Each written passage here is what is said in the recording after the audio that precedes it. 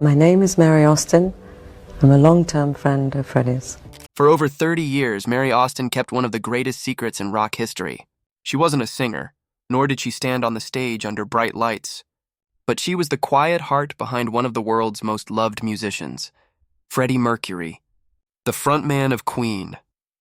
Their story wasn't one of fame or glamour, but of loyalty, trust, and a bond that survived beyond life itself. At 74, Mary finally opened up about their love and the truth behind their relationship, something she had kept private for decades. She called Freddie the love of my life.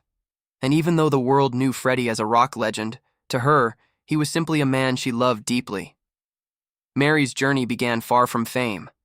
She was born in March 1951 in a modest flat in West London. Her parents were both deaf, so she grew up in a silent home, learning to communicate with her hands instead of her voice. Life was tough. Her family often struggled to pay rent or afford basic needs. Yet, from that quiet world, Mary developed a strong sense of patience and empathy, qualities that would later make her Freddie's emotional anchor. She wasn't rich or famous, but she had something Freddie admired deeply: stability and honesty. And when their paths crossed, it changed both of their lives forever. In the late 1960s, London was alive with music, fashion, and freedom. Mary, only 15 at the time, was working at the popular Biba fashion store in Kensington, helping display clothes worn by models and celebrities. She was shy but kind, with an artistic eye and a gentle nature. One day in 1969, while working at a small boutique, she met a young man who walked in with an air of confidence and creativity. He was loud, dramatic, and full of energy. His name was Farrokh Bulsara, though he would later be known to the world as Freddie Mercury. Their meeting was simple, even funny. Freddie argued over the price of a scarf, and Mary replied calmly, earning a spark of admiration from him. That spark grew quickly. A week later, he invited her to dinner at a small Italian restaurant. Over cheap wine and laughter, they connected deeply. Freddie shared his dreams of becoming a rock star, and Mary listened with quiet fascination. Though their worlds were very different, he was bold and ambitious, she was gentle and grounded. They found comfort in each other. Soon, their friendship turned into love. They moved in together in a small, cold apartment, supporting each other through financial struggles. Mary even helped pay for Queen's early rehearsals before the band became famous. Those were difficult days, but they were also filled with hope, music, and endless nights of dreams. As Queen started gaining attention, Mary remained Freddie's constant companion. When the band struggled to afford equipment, she pawned her jewelry to help them. When they recorded songs late into the night, she sat silently in the studio, writing notes and cheering Freddie on. She wasn't just a girlfriend, she was part of his world behind the scenes. Freddie often said that Mary gave him peace when everything else was chaos. When Queen finally found success in the 1970s, their lives changed forever. Freddie bought a grand home, garden lodge, filled with luxury and art. But with fame came distance.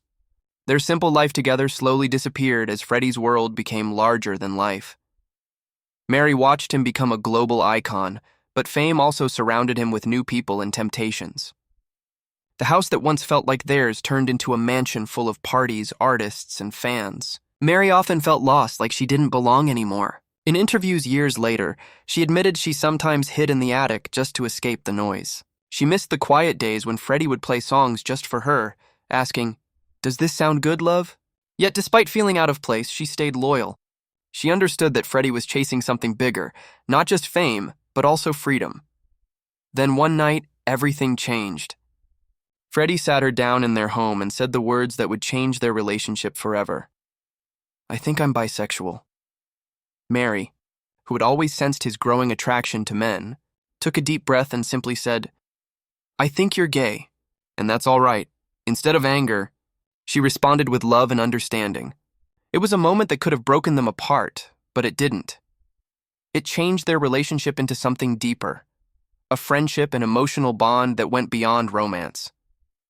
Freddie later said that Mary was the only person he ever truly trusted. She became his common-law wife, as he called her, and he even dedicated the song "Love of My Life" to her. Though they were no longer lovers, their connection only grew stronger. Freddie continued exploring his identity and lifestyle, often going to clubs and meeting new people. But no matter what, He always came back to Mary for comfort and stability. She was the one person who understood the man behind the stage persona. When journalists asked him who was closest to his heart, he always replied, Mary. Even as his fame exploded, she remained his anchor, the one person who never wanted anything from him except his friendship. By the mid-1980s, Mary began noticing changes in Freddie's health. He was losing weight and small spots appeared on his skin. The word AIDS had begun to appear in newspapers, but it was still surrounded by fear and stigma. Mary quietly started researching and arranging medical visits under false names, protecting Freddie's privacy at all costs. She knew that one leak to the press could destroy him emotionally and professionally. For years, she carried that secret alone, pretending everything was fine while Freddie's condition worsened. She once said the pressure felt like guarding a nuclear secret. Her loyalty was so strong that even Queen's closest friends didn't know the truth until the very end. During those painful years, Mary became Freddie's caretaker, managing his medication, doctors, and emotional needs. When his health declined sharply in 1991, she moved into Garden Lodge full-time to take care of him. She organized nurses, handled finances, and made sure he was surrounded by love and peace.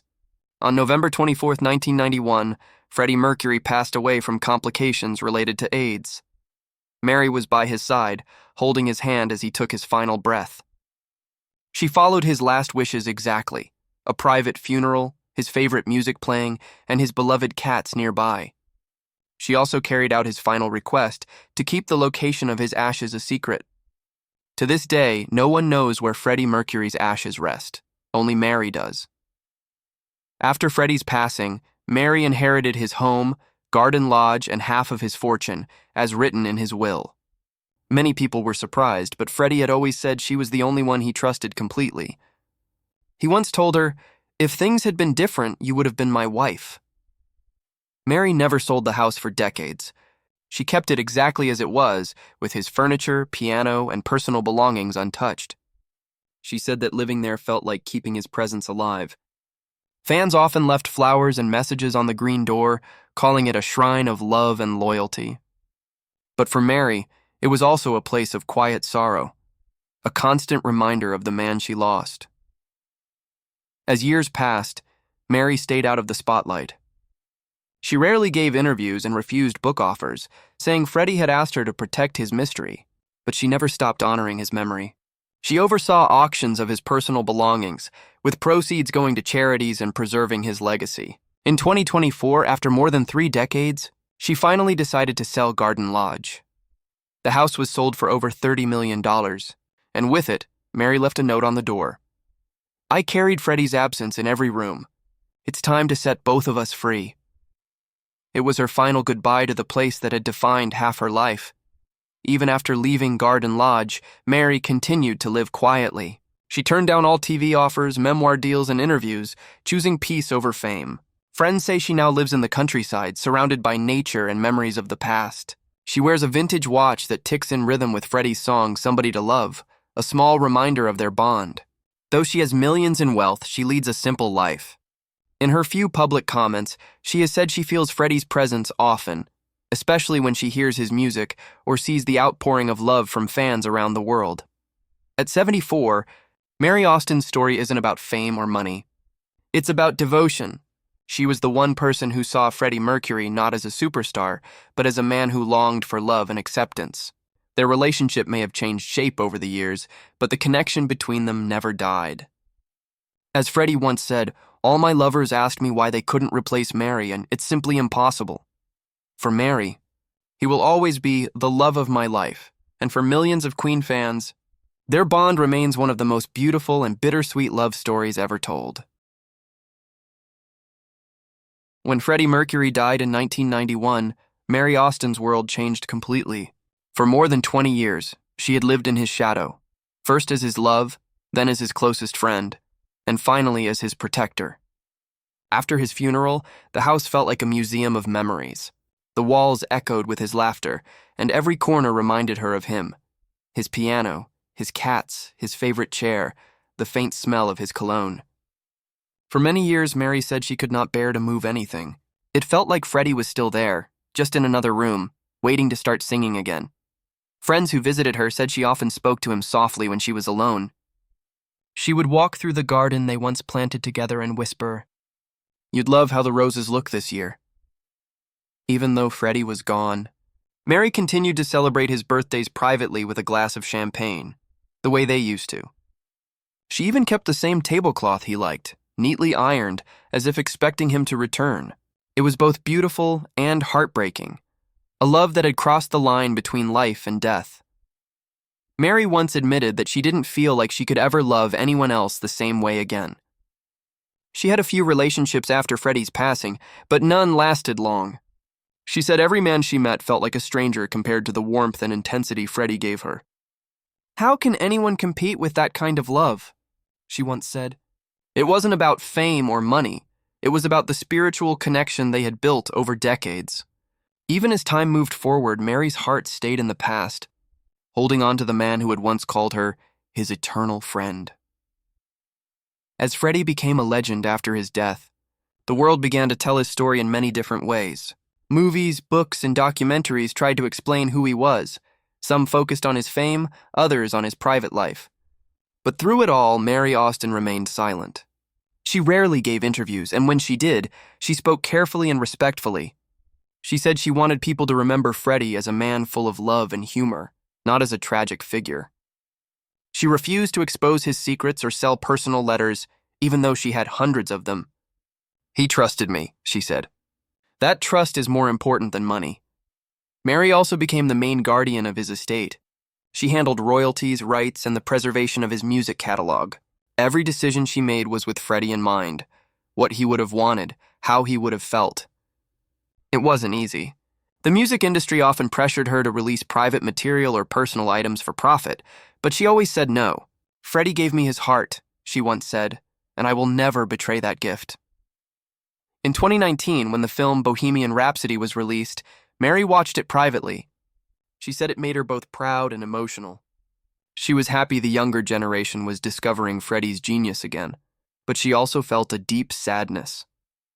Watching his life on screen reminded her of everything they had lost, the laughter, the chaos, the wild spirit that only she truly understood.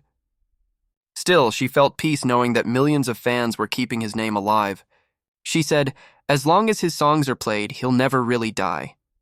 In her later years, Mary often spoke about the heavy responsibility Freddie left her with. She wasn't just the keeper of his home and fortune, she was the guardian of his memory. That responsibility often came with loneliness. "People think being left millions makes you lucky," she said in one rare interview. "But what they don't understand is that I'd give it all back just to talk to him one more time." For years, she struggled with the attention of fans who camped outside Garden Lodge, leaving letters, flowers, and sometimes even trying to sneak inside. At first, she appreciated their love for Freddie, but over time it became overwhelming. She eventually built high walls and gates to protect her privacy, but that also made her world smaller. She became almost like a ghost herself, the last living piece of Freddie's private world hidden away behind the same green door that once welcomed laughter and music. Close friends said Mary never fully healed from his loss.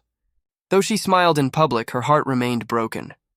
Even decades later, she would occasionally visit places Freddie loved, old cafes, parks, and record stores, just to feel closer to him. "It's not grief," she said softly. "It's love that never found a place to go." Her devotion was not only emotional, but also spiritual. She once said she often felt Freddie's presence guiding her, especially during hard times.